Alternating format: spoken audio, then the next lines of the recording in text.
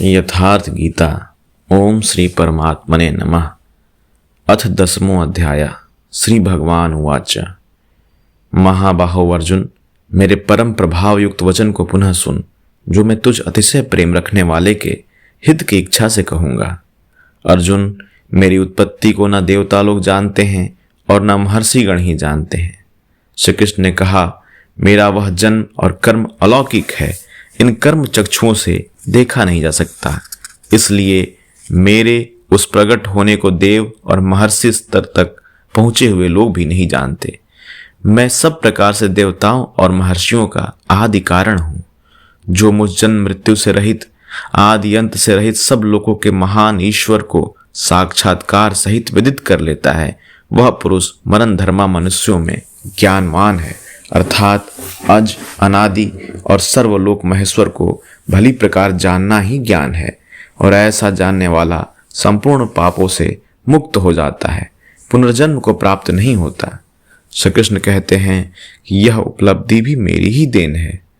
अर्जुन, निश्चयात्मिका बुद्धि, साक्षात्कार सहित जानकारी, लक्ष्य में विवेक पूर्वक प्रवृत्ति, क्षमा, शाश्वत सत्य, इंद्रियों का दमन, मन का शमन, अंतःकरण की प्रसन्नता, चिंतन पथ के कष्ट, परमात्मा के जागृति, स्वरूप के प्राप्ति काल में सर्वस्व का विलय, इष्ट के प्रति अनुशासनात्मक भय और प्रकृति से निर्भयता तथा अहिंसा अर्थात अपने आत्मा को अधोगति में न पहुंचाने का आचरण, समता जिसमें विषमता न हो, संतोष, तप, मन सहित इंद्रियों को लक्ष्य के अनुरूप तपाना, दान अर्थात सर्वस्व का समर्पण, भगवत पथ में मान अपमान का सहन, इस प्रकार प्राणियों के उपयुक्त भाव मुझसे ही होते हैं। ये सभी भाव दैवीय चिंतन पद्धति के लक्षण हैं। इनका अभाव ही आसुरी संपद है। सप्तर्षि अर्थात योग की 7 क्रमिक भूमिकाएं, शुभेच्छा, सुविचारणा, तनुमानसी, सत्वापति, असंस्पत्ति, पदार्थ भावना, तुर्यगा तथा इनके अनुरूप अंतःकरण, चतुष्टय, मन, बुद्धि, चित्त और अहंकार, इनके अनुरूप मन जो मेरे में भाव वाला है, यह सब मेरे ही संकल्प से तथा जो मेरी ही प्रेरणा से होते हैं। दोनों एक दूसरे के पूरक हैं। इसी संसार में ये इन्हीं की प्रजा हैं, क्योंकि सप्त भूमिकाओं के संचार में दैवीय संपद ही है, अन्य नहीं है। 7वां श्लोक। जो पुरुष योग की और मेरी उपयुक्त विभूतियों को साक्षात्कार के साथ जानता है, वह स्थिर ध्यान योग द्वारा मुझ में एक ही भाव से स्थित होता है। इसमें कुछ भी संशय नहीं है। जिस प्रकार वायु रहित स्थान में रखे दीपक की लौ सीधी जाती है, कंपन नहीं होता, योगी के जीते हुए चित्त की यही परिभाषा है। प्रस्तुत श्लोक में अविकंपेन शब्द इसी आशय की ओर संकेत करता है। अहम सर्वस्व प्रभवो मतः सर्वं प्रवर्तते इति मत्वा भजन्ते माम बुद्धा भाव समन्वितः। मैं संपूर्ण जगत की उत्पत्ति का कारण हूँ, मुझसे ही संपूर्ण जगत चेष्टा करता है। इस प्रकार मानकर श्रद्धा और भक्ति से युक्त विवेकी जन मेरा निरंतर भजन करते हैं। तात्पर्य यह है कि योगी द्वारा मेरे अनुरूप जो प्रवृत्ति होती है, उसे मैं ही किया करता हूँ, वह मेरा ही प्रसाद है। निरंतर भजन किस प्रकार करते हैं? इस प्रकार कहते हैं, अन्य किसी को स्थान न देकर मुझ में निरंतर चित्त को लगाने वाले, मुझ में ही प्राणों को लगाने वाले सदैव परस्पर मेरी प्रक्रियाओं का बोध करते हैं, मेरा गुणगान करते हुए ही संतुष्ट होते हैं तथा निरंतर मुझ में ही रमण करते हैं। निरंतर मेरे ध्यान में लगे हुए तथा प्रेम पूर्वक भजने वाले उन भक्तों को मैं वह बुद्धि योग अर्थात योग में प्रवेश वाली बुद्धि देता हूँ, जिससे वे मुझे प्राप्त होते हैं। अर्थात योग की जागृति ईश्वर की देन है। वह अव्यक्त पुरुष महापुरुष योग में प्रवेश दिलाने वाली बुद्धि कैसे देता है? उनके ऊपर पूर्ण अनुग्रह करने के लिए मैं उनकी आत्मा से अभिन्न खड़ा होकर, रथी होकर अज्ञान से उत्पन्न हुए अंधकार को ज्ञान रूपी दीपक के द्वारा प्रकाशित कर नष्ट करता हूँ। वस्तुतः किसी स्थित प्रज्ञ योगी द्वारा जब तक वह परमात्मा आपकी आत्मा से ही जागृत होकर पल पल पर संचालन नहीं करता, रोकथाम नहीं करता, इस प्रकृति के द्वंद्व से निकालते हुए स्वयं आगे नहीं ले चलता, तब तक वास्तव में यथार्थ भजन आरंभ ही नहीं होता। वैसे तो भगवान सर्वत्र से बोलने लगते हैं, लेकिन प्रारंभ में वे स्वरूपस्थ महापुरुष द्वारा ही बोलते हैं। यदि ऐसा महापुरुष आपको प्राप्त नहीं है तो वे स्पष्ट नहीं बोलेंगे। अर्जुन उवाच 12वां श्लोक और उसके आगे, भगवान आप परम ब्रह्म, परम धाम अथवा परम पवित्र हैं, क्योंकि आपको सभी ऋषिगण सनातन दिव्य पुरुष, देवों का भी आदि देव, अजन्मा और सर्वव्यापी कहते हैं। परम पुरुष, परम धाम का ही पर्याय दिव्य पुरुष, अजन्मा आदि शब्द है। देवर्षि नारद, असित, देवल, व्यास तथा स्वयं आप भी मुझसे वही कहते हैं, अर्थात पहले भूतकालीन महर्षि कहते हैं, अब वर्तमान में जिनकी संगत उपलब्ध है। नारद, देवल, असित और व्यास का नाम लिया जो अर्जुन के समकालीन थे, आप भी वही कहते हैं। अतः हे केशव, जो कुछ भी आप मेरे लिए कह रहे हैं वह सब मैं सत्य मानता हूं।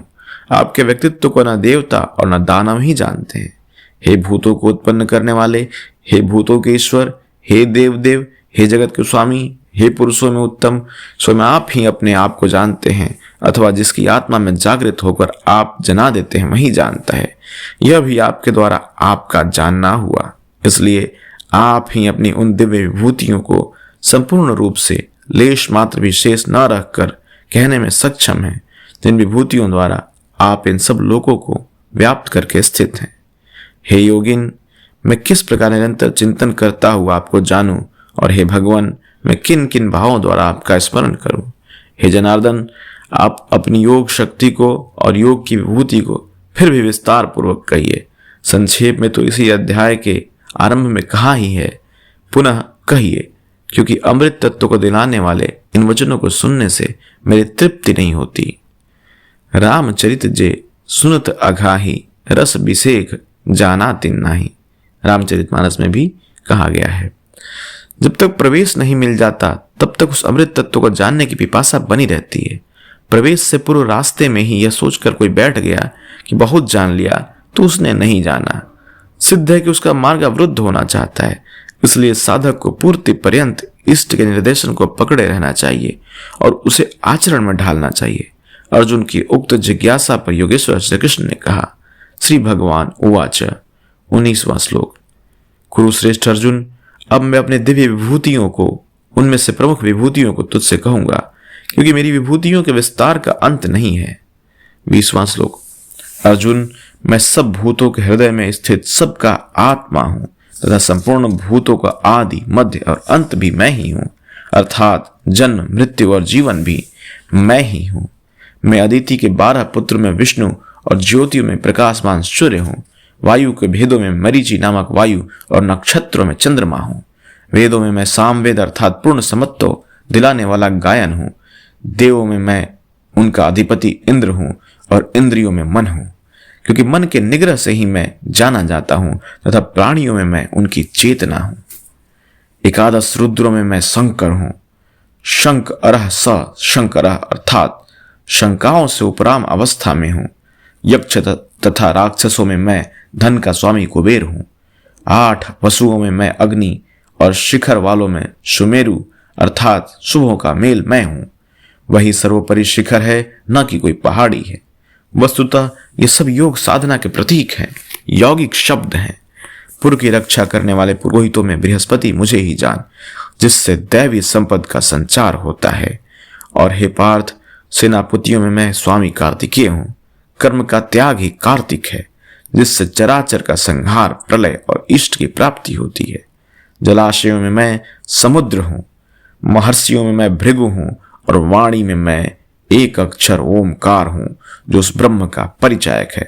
सब प्रकार के यज्ञों में मैं जप यज्ञ हूं। यज्ञ परम में प्रवेश दिला देने वाली आराधना के विधि विशेष का चित्रण है। उसका सारांश है स्वरूप का स्मरण और नाम का जप। 2 वाणियों से पार हो जाने पर नाम जब यज्ञ की श्रेणी में आता है तो वाणी से नहीं जपा जाता, न चिंतन से, न कंठ से, बल्कि वह श्वास में जागृत हो जाता है। केवल सूरत को श्वास के पास लगाकर मन में अविरल चलना भर पड़ता है। यज्ञ की श्रेणी वाले नाम का उतार चढ़ाव श्वास पर निर्भर है। यह क्रियात्मक है। स्थिर रहने वालों में मैं हिमालय हूं। शीतल, सम और अचल एकमात्र परमात्मा है। जब प्रलय हुआ तब मनु उसी शिखर में बंध गया। अचल, सम और शांत ब्रह्म का प्रलय नहीं होता। उस ब्रह्म की पकड़ में हूं। सब वृक्षों में मैं अश्वत्थ हूं। अश्वह कल तक भी जिसके रहने की गारंटी नहीं दी जा सकती, ऐसा उस परमात्मा जिसका मूल हूं, जिस नीचे प्रकृति जिसकी शाखाएं हैं, ऐसी संसार ही एक वृक्ष है जिसे पीपल की संज्ञा दी गई है। सामान्य पीपल का वृक्ष नहीं की पूजा करने लगे। इस पर कहते हैं कि वह मैं हूं और देवर्षियों में मैं नारद हूं। नारस्य रंध्र स नारद।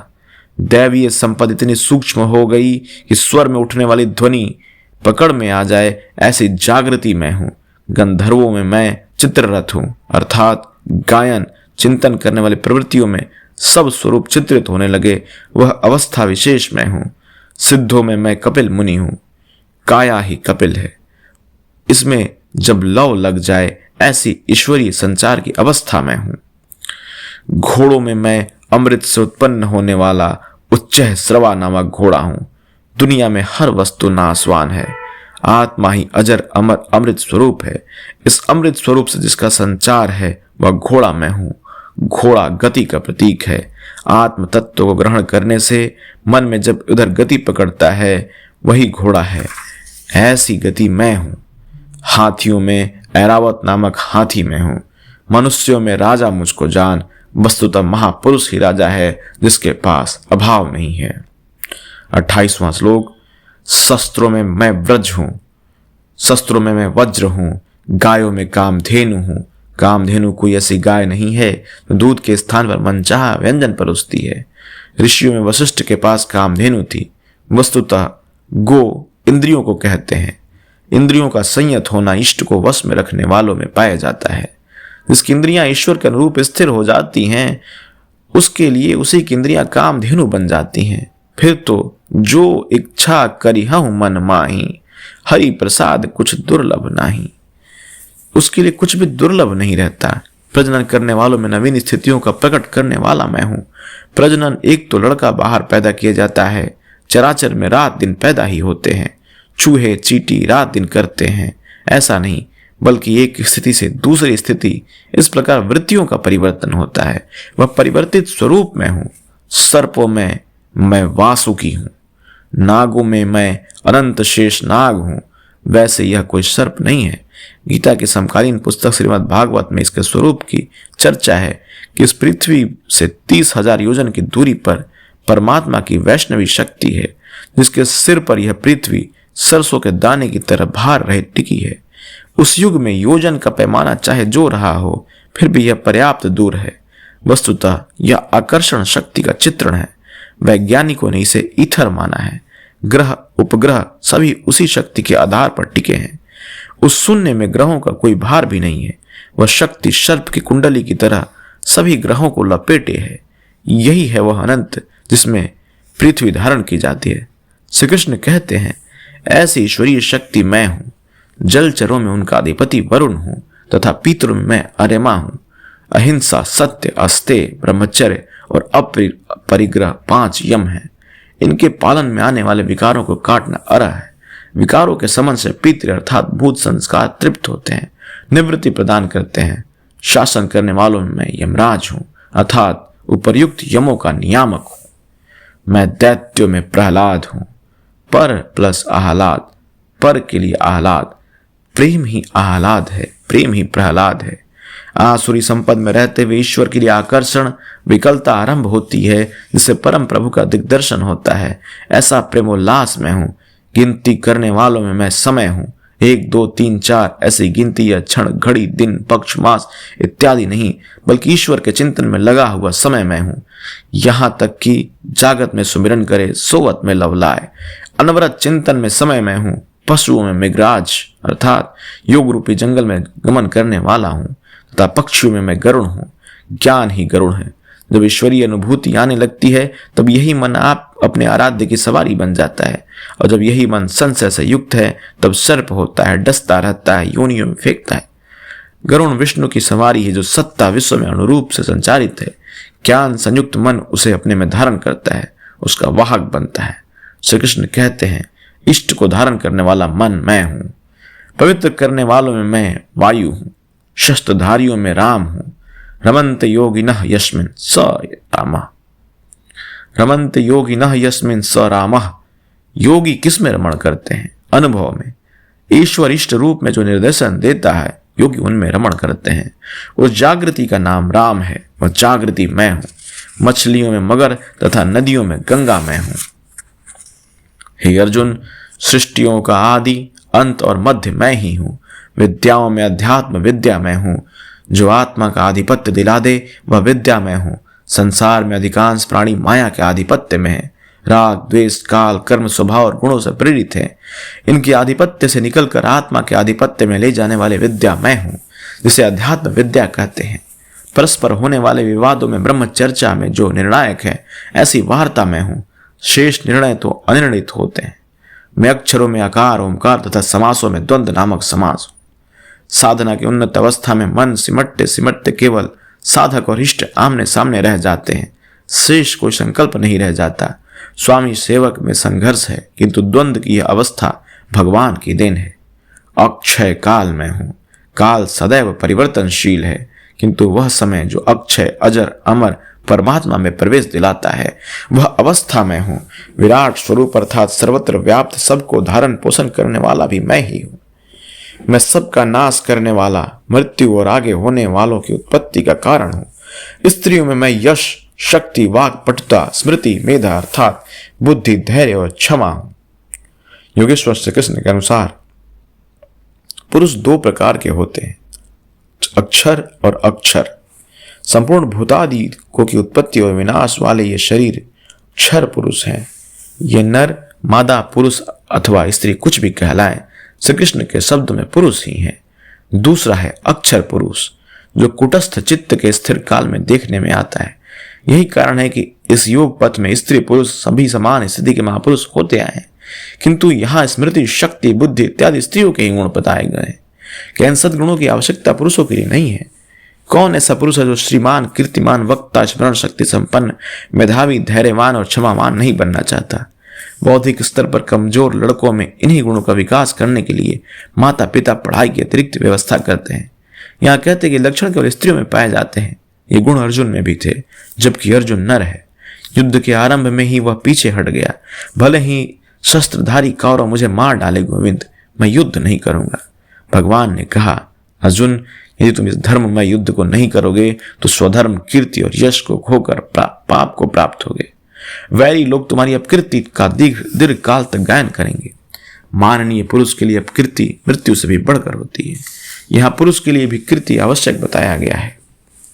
गीता के समापन पर संजय ने निर्णय दिया कि जहां योगेश्वर श्री कृष्ण है, धनुर्धर पार्थ है, वही श्री है, विजय है, विभूति है और अचल नीति है। ऐसा मेरा मत है। कीर्ति, श्री, विभूति ये गुण तो नारियों के हैं, अर्जुन के साथ कैसे? अध्याय 15 के 15वें श्लोक में भगवान कहते हैं कि अर्जुन, मैं सबके हृदय में समाविष्ट होकर सदा निवास करता हूं। बुद्धि, स्मृति, ज्ञान और विकारों से अलग रहने की क्षमता मेरी देन है। वस्तुतः मानव की चित्त वृत्ति ही नारी है। शरीर तो वस्त्र मात्र है। स्त्री, पुरुष, नपुंसक इत्यादि शरीर की आकृतियां हैं, स्वरूप की नहीं। शरीर के अंतराल में चित्त वृत्ति प्रकृति की ओर स्वयमेव प्रवाहमान है। इन वृत्तियों में ईश्वरीय भाव, स्मृति, मेधा, धैर्य, क्षमा इत्यादि गुण भगवान से ही प्रसारित होते हैं। इन गुणों द्वारा मानव लोक में समृद्धि और परम श्रेय के पथ को प्रशस्त करता है। इन गुणों को धारण करना स्त्रीलिंग पुल्लिंग सबके लिए उपयोगी है जो मुझसे होते हैं। 35वां श्लोक और उसके आगे अगले भाग में। 35वां श्लोक और उसके आगे। गायन करने योग्य श्रुतियों में मैं बृहत साम अर्थात बृहत से संयुक्त समत्व दिलाने वाला गायन हूँ, अर्थात ऐसी जागृति मैं हूँ। छंदों में मैं गायत्री छंद हूँ। गायत्री कोई ऐसा मंत्र नहीं जिसे पढ़ने से मुक्ति मिलती हो, वरन एक समर्पणात्मक छंद है। 3 बार विचलित होने के पश्चात ऋषि विश्वामित्र ने अपने को इष्ट के प्रति समर्पित करते हुए कहा, ओम भूर्भुवः स्वः तत्सवितुर्वरेण्यं भर्गो देवस्य धीमहि धियो यो न प्रचोदयात्। अर्थात भूः, भुवः और स्वः तीनों लोकों में तत्व रूप में व्याप्त देव आप ही वरेण्य हैं। हमें ऐसी बुद्धि दें, ऐसी प्रेरणा करें कि हम लक्ष्य को प्राप्त कर लें। यह मात्र एक प्रार्थना है। साधक अपनी बुद्धि से यथार्थ निर्णय नहीं ले पाता कि वह कब सही है और कब गलत। उसकी यह समर्पित प्रार्थना मैं हूँ जिससे निश्चित कल्याण है, क्योंकि वह मेरे आश्रित हुआ है। मासों में शीर्षस्थ मार्ग मैं हूँ, जिसमें सदैव बहार हो ऐसे ऋतु, हृदय की ऐसी अवस्था भी मैं ही हूँ। तेजस्वी पुरुषों का तेज मैं हूँ, जुओं में छल करने वालों का छल मैं हूँ। तब तो अच्छा है कि जुआ खेलें, उसमें कल बल छल करें, वही भगवान है। नहीं, ऐसा कुछ नहीं है। यह प्रकृति ही एक जुआ है, यही ठगनी है। इस प्रकृति के द्वंद्व से निकलने के लिए दिखावा छोड़कर छिपाव के साथ गुप्त रूप से भजन करना ही छल है। छल है तो नहीं, किंतु बचाव के लिए आवश्यक है। जड़ भरत की तरह उन्मत्त, अंधे बहरे और गूंगे की तरह हृदय से जानकार होते हुए भी बाहर से ऐसे रहे कि अनजान हो, सुनते हुए भी ना सुने, देखते हुए भी ना देखे, छिप कर ही भजन का विधान है। तभी साधक प्रकृति पुरुष के जुए में पार पाता है। जीतने वालों की विजय मैं हूँ और व्यवसायियों का निश्चय, जिसे अध्याय 2 श्लोक 41 में कहा है। इस योग में निश्चयात्मक क्रिया एक है, बुद्धि एक ही है, दिशा एक ही ऐसी। क्रियात्मिका बुद्धि मैं हूँ, सात्विक पुरुषों का तेज और ओज मैं हूँ। वृष्णि वंश में वासुदेव अर्थात सर्वत्र वास करने वाला देव मैं हूँ। पांडव में धनंजय हूँ। पुण्य ही पांडु है और आत्मिक संपत्ति ही स्थिर संपत्ति है।